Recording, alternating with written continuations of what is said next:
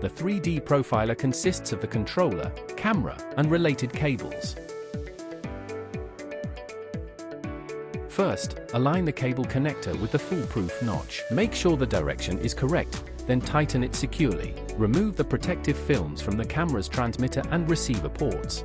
Align the 26-pin camera cable plug with the trapezoidal shape.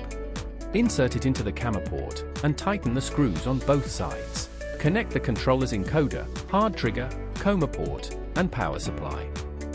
After connection, check that all plugs are firmly secured. This ensures stable signal and power transmission. When installing, make sure the camera is aligned with the screw hole, and tighten the screws to secure it. Align the cable connector with the foolproof notch. Confirm the erection and tighten it securely. After installation, turn on the power. Move the camera up and down to position the object within the field of view, ensuring its outline is visible in the software. Adjust the configuration parameters, then start scanning. View the point cloud results.